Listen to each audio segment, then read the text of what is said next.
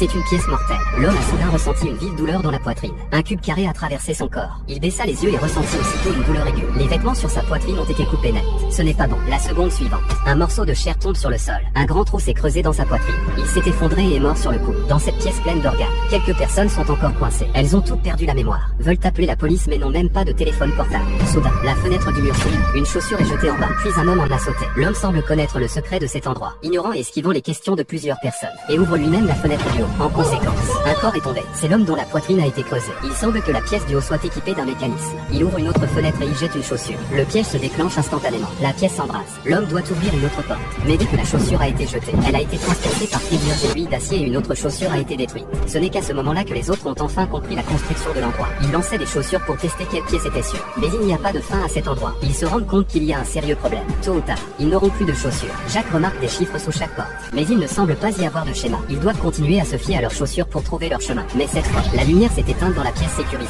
Un vent violent souffle à l'intérieur. En levant les yeux, ils se rendent compte que de nombreuses pales tournent à grande vitesse. Paniqués, ils se précipitent à la recherche d'autres sorties. Mais toutes les trappes latérales sont verrouillées. Voyant les lames acérées se rapprocher de plus en plus, s'ils ne font rien, ils vont être découpés en morceaux. À ce moment-là, la fenêtre du dessous a été ouverte. Et lorsque la chaussure est tombée, elle n'a pas déclenché le mécanisme du piège. Tout le monde s'en est sorti. Il semble que la pièce sécurisée est également un mécanisme qui se déclenchera au bout d'un certain temps. Après cela, Jacques a une idée. Il écrit des équations sur le sol. Après ses calculs, les codes des pièces équipées de mécanismes sont tous des nombres premiers, tandis que les codes des pièces sûres sont des nombres pairs. Mais après avoir traversé quelques pièces, l'accident s'est produit parce que chaque sortie de cette pièce secrète est un nombre premier, ce qui signifie qu'il y a des pièges dans chaque pièce. Le vieil homme poussa un juron de colère, mais l'accident se produit.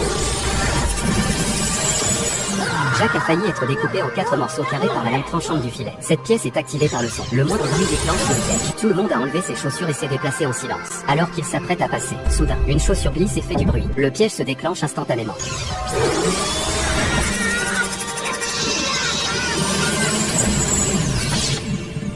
Heureusement, ils ont évacué à temps et seul l'homme d'âge moyen qui marchait derrière a été coupé à la cuisse. À ce moment-là, ils découvrent un motif dans la pièce, qui semble indiquer que la structure de cet endroit est un cube composé de nombreuses petites pièces. Il y a plus de 500 pièces au total. Un sentiment de désespoir envahit tout le monde. Il est presque impossible de s'échapper. Avant que Jacques n'ait pu l'étudier, le gaz toxique a envahi la pièce. Ils doivent partir au plus vite.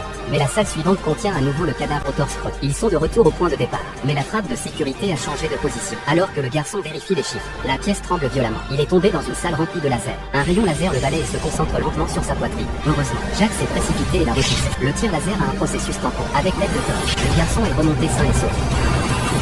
Jacques s'échappe également, mais laisser libre tout le monde serait trop gentil. Le système suit donc avec un coéquipier de moins. Ils sont encore plus désespérés de s'échapper. Jacques était allongé sur le sol et écrivait toutes les équations mathématiques. Il